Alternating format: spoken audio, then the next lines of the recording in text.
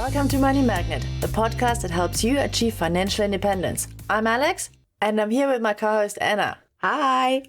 In our last episode, we talked a little bit about ourselves, where we come from, and why we're doing what we're doing. So today, we will talk a little bit more about personal finances. So we'll first define some key terms that you need to know. You'll probably know these, but we just want to make sure that you don't start off on the wrong foot. So we'll explain what net worth is, cash flow, assets, also liabilities, and you will also learn how to track your income and expenses, and of course you will learn how to create a budget that works for you. Right, and then we'll talk a little bit more about saving money. Because saving is a critical step towards achieving financial independence. We will share some tips with you on how to get started, how much you should save, and of course, where you should keep your savings. We know that budgeting and saving can be really challenging, but it is essential to keep a positive mindset about it. So we will share with you some mindset tips that have helped us along the way. And last but not least, we will wrap up the episode with some recommended resources that you can use to continue your financial education. So let's dive into the definitions. So let's get started with net worth.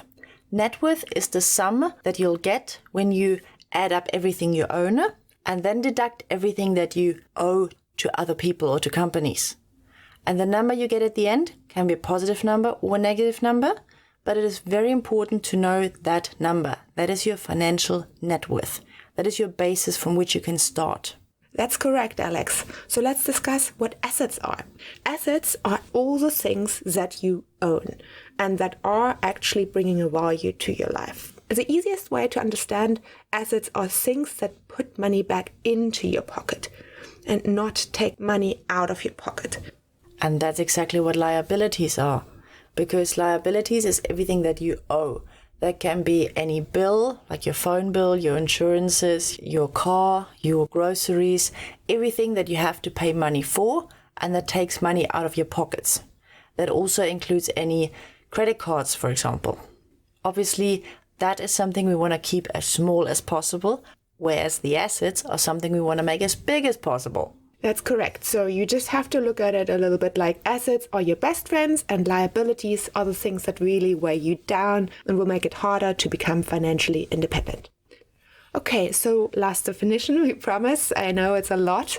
Let's talk about cash flow. So cash flow is the amount of cash that comes in and goes out on a monthly basis. So you just think of your bank account, pretty straightforward, because there money comes in and it goes out. Awesome. So now that we have the key terms, we can talk a little bit more about tracking your income, that is money coming in to add to your assets, and your expenses, that is money going out and adding to your liabilities. And then how to create a budget that works for you.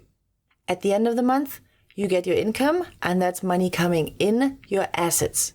And then at the beginning of the month, you have all your fixed expenses, such as your rent, your mobile phone, your car insurance, medical aid, and so on, and any credit card or loan that you have to pay off.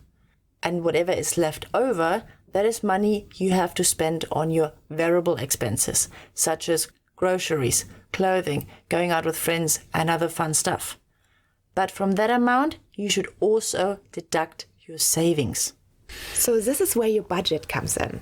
Yes, we know that budgeting sounds boring and restrictive, but trust us, it's really not. It is actually one of the most powerful tools you can use to take control of your money and your life. Now, a budget is simply a plan for how you spend and save your money. It helps you to track your income and expenses, it prioritizes your needs and wants, and you allocate your resources to what matters most to you. And a budget can also help you to avoid making debt. It can help you save for emergencies, invest for the future, and to help you achieve your financial goals faster and easier. You see where we're going with this, right? Now, if you've never had a budget, it's a very good idea to go through the bank statements of the last couple of months and then have a look. Okay, what money comes in? What money goes out? What do I spend a lot of money for? What you really want to do in future is either use an app or use a good old spreadsheet and track every single income and expense that you have for a couple of months. So now that you had a look at your cash flow for a bit, it is time to create a budget. So how do you create a budget that works for you? Well, there are many different methods and tools you can use, but we really like to share one that works for us, and it's called the 50-30-20 rule. As you can already imagine, it's 50, 30, and 20%. This rule is quite a simple and also a flexible way to budget your money. This is why it works so well. You divide your income into 3 categories, so 50% for your needs, 30% for your wants, and then 20% for savings and investments. We believe that this is quite sensible and a logical approach to saving. Your needs are essentially expenses that you have to pay every month, such as your rent or mortgage, your utilities, groceries, insurance, transportation, anything that you need in order to live. And your wants are obviously discretionary expenses that make your life more enjoyable, such as eating out, shopping, entertainment, hobbies, travels. Savings and investments are the money that you put aside for your future goals, such as emergency fund, retirement fund, education fund, and so on. Basically, the 20% goes towards the goals that you want to achieve. And the beauty of this rule is that it allows you to balance your spending and saving habits without feeling deprived or guilty, because you can still enjoy life while taking care of your future. And of course, it's not set in stone.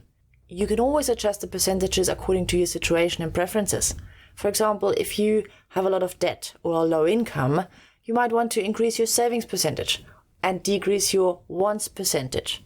Or if you have a high income and a minimalistic lifestyle, you might want to increase your savings percentage and decrease your needs percentage. Whatever works best for you and fits your situation. You must never feel deprived, because that's when you stop saving. That's when it becomes a chore. Yeah, I think for us it has become a little bit of a game. Savings, as you want to increase it as much as possible. Yes, of course, you also want to have fun, but it has become much more of a game for us to increase what we can put away for our future. Definitely. And the more I can put away, the better I feel about it at the end of the month. And for me, as a freelancer, I not only put money away once a month, I put money away every time I get paid. So increasing that number and hopefully being able to beat last month's number makes me feel good. Yes, it's a little challenge that you set yourself, and then you actually get to try and to increase it little by little. But what kind of tools do you use? You spoke about it briefly earlier. What kind of tools work well for you? Well, when I started budgeting in the beginning, and I have to be honest, I don't do it anymore because it is a lot of work. But when I started with it, I sat down, I think for 3 or 4 months, and every single day, every evening, I sat down and wrote down what money came in and what money went out, and categorized it into groceries, fuel, medical stuff, whatever I needed for the day. So I personally love spreadsheets. I love them. You also get a lot of apps these days, such as Mint or GoodBudget, for example. They're quite cool. The benefit of having an app is that you always have it in your pocket. Like, you don't go anywhere without your phone. Yeah. So that you can do it right away, and you don't have to sit down like I had to in the evening, get out all your clips, and then write it down. Because, to be honest, it did feel like a chore. And it was like, oh, I mustn't forget to do that. So having it in your pocket makes it easier, and it happens during the day, every time you spend money or every time money comes in. So that might make it a little bit easier, but I just love the spreadsheet because it is so much more detailed. Yeah, I think, also it will become second nature. So yes, you might not really sit down anymore and write everything down, but because you have now actually discovered this is my budget, you now know what you actually spend on certain things, and you can live within your means. Absolutely. I mean, the budgeting was for exactly that purpose, to find out what do I spend money on, where can I save, where am I good? Yeah. And then I created a budget for myself. I'm like, okay, this is how much I can spend on food every month. This is my play money. I can spend it on whatever I like. This is for clothing and so on. And yes, I'm not 100% strict with it, as long as I'm staying within my total budget. I never go over that. I personally hate debt. I avoid making debt as much as I can, especially for consumables. Just not worth it. I'm sorry. So as long as I'm within my total budget, I'm fine. but I had to write everything down for a while to be able to know what I can afford and what I can't. Were there things in your budget that you realized that had to go, actually? Yes. What was one of those things that you decided, okay, it has to be cut out? Because I'm also a tour guide, I travel a lot, and I'm used to eating at restaurants. So that has become a habit. And then when I'm at home, I got lazy, like, can't be bothered to cook. And, going out isn't that expensive, blah, blah, blah. And so I used to order in and go out a lot more than I should have. And then this one month I decided, you know what? No, I'm not going to go out. I'm not going to order in. I'm just going to go shopping and cook. And I realized I was actually saving quite a bit of money. Yes, it was more work, but cooking isn't too bad. If you find fun recipes, it can be fun. I'm not the best of cooks, but it was good food. So that is something I realized, okay, cool. I love it, and it should be a treat. So I have a budget for going out, and the rest goes into groceries, and whatever I save instead of going out, that is the money that goes towards my saving. No, I think for me, cooking is not such a big issue. I love cooking. But what I did notice, for example, is that I had to pay for my cell phone. So instead of actually having a contract phone where I have to spend money on it monthly, I decided no longer to have a contract phone, just purchase one and no longer have a monthly bill. That was one of the things that I decided to cut down on right away.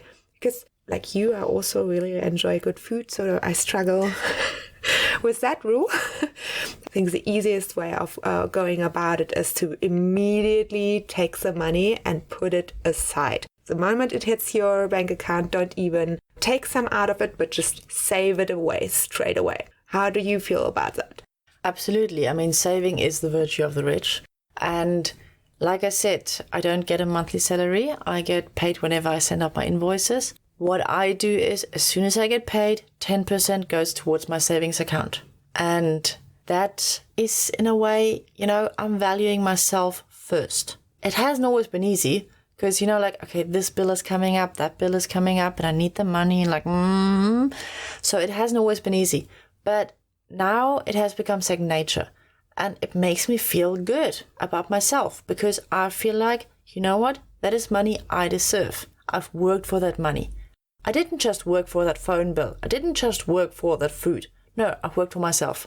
And by paying myself those 10% every time money comes in, I'm valuing myself. That is something that also kept me saving. Because it's easy to skip saving if money is tight, but it makes you feel bad about yourself. And that shouldn't be the case. How do you handle your savings? I actually have quite a drastic approach on savings. I have started with savings very, very late in my life, or at least it felt like I did it very late. So I have a drastic approach and I am taking 50% of my income away. 50%? Yes. Wow. It is a bit easier for me because the way how it's set up, the money is not that easily reachable for me. So I basically just immediately save it away. I don't see it. It goes into the bank account where I do my savings and then it's gone. So I can't use it. It's very easy actually this way. It's like you don't have it. Correct. This is also, it sounds like an incredible number, but of course it wasn't that high always. So what happened is that whenever I got an increase, I just pretended I never received it. And this is the way how I got it that high. That's actually incredible. So every time you got an increase, you put the entire increase away. Yes, I pretended like I never received it.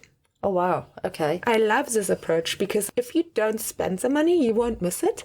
I hear you, yeah. And even if you want to reward yourself for having gotten an increase, you can take 70 or 80% of that increase, put it away and keep those 20% and add that to your allowance basically. So then you still feel good about having received an increase and yet the majority you put away.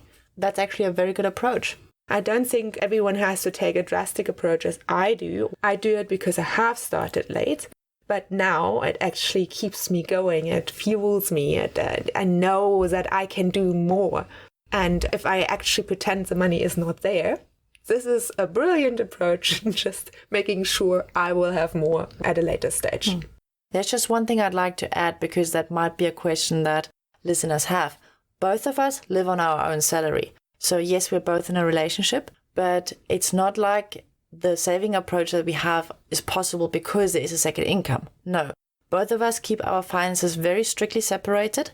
And I have my own, my partner has his own, and we have a shared account where we share our expenses. But all in all, the approach that I have is perfectly possible for one person and a one-person household. And I think so is yours. Yes. Yeah. So what Alex mentioned here is a 3-account approach. So you have 3 bank accounts. So you have your own bank account, you have a shared one, and your partner has a bank account. We'll go into more detail about that at a later stage, but it is a very good way of dealing with money in your partnership. Generally, what I still wanted to say is that I have a very minimalistic approach in respect of my spending. If I really want to purchase something, I actually will think twice about it. And specifically if it comes to things like clothing or a treat, if I don't really need it and I just want it, then I make myself go around the block, think about it, maybe actually leave the shop, come back next week on the risk that it isn't there anymore. But okay, that's quite drastic. Not really. Sometimes we purchase things that just make us feel good in the moment. True, yes, yeah. They don't really make you happy in the long run. And sometimes you buy something and you're like, why did I even do this? But if I still think about this purchase a week in, I really want it. That is true, that is true. And then you're going to get it.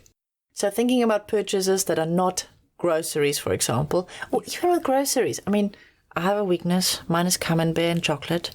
But when I go shopping, I have to think about, do I really need another Camembert this week? Or is it like, one Camembert a week treat, sort of? And same with chocolate. I don't have to buy chocolate every single time. And every purchase that's not absolutely necessary, it's actually a good thing to think about it in the moment, whether that's food, clothing, or anything else. Do I really need it?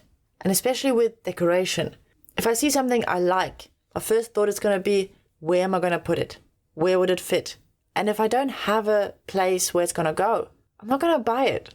Yeah, that's very true.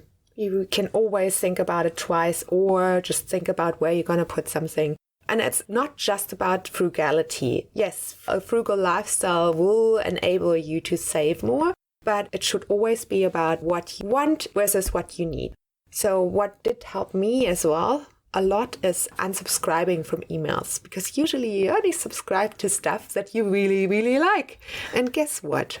You will buy more. Yes, that happens. What you just mentioned, like unsubscribing from emails, thinking about purchases twice, putting away any extra money that comes in, is a good approach, but it can make you feel like you're depriving yourself of the cool things. You're no longer treating yourself. And that is a mindset issue. How did you overcome that problem? I think the easiest way of looking at it is like a game. So saving for me is really a game, and the more I save, the happier I will be in the future. It's true though, and I no longer feel that I deprive myself. I actually feel I pay it forward to myself. I'll make sure I'll be okay, because you're not going to be able to help anyone if you're poor. That is very true, yes, yeah. Especially not yourself. You won't be able to help yourself at all. So if you need money and if you're worried about old age poverty, which is the reason why I got into this, of course, because I was worried that I won't have enough money. This is definitely the way to approach it. Play it like a game. Make sure you get more and more for your future you. No, you're right. And I mean, if you look at all the gaming apps that we have on our phones, they are highly addictive. Guilty as charged. And so, yeah, if you can turn something into a game, it's a lot easier for you to actually stick to it. And obviously, paying yourself first, having a debit order going from your one account to your savings account at the beginning of the month or whenever money comes in also helps, because then you don't even have to think about it and it just happens. And what helped me a lot with mindset problems that I had is reading. That's one of the things I just love. And there are some great books out there, such as Rich Dad, Poor Dad by Robert Kiyosaki and Sharon Lechter. But there are also many others. Do you have any you would recommend?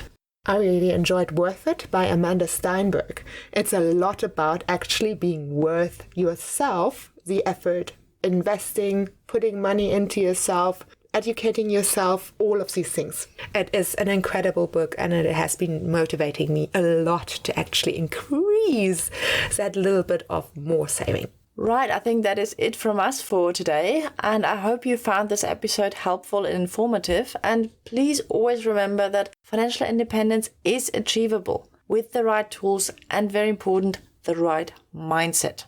So join us next month for more tips and insights on how to become a money magnet.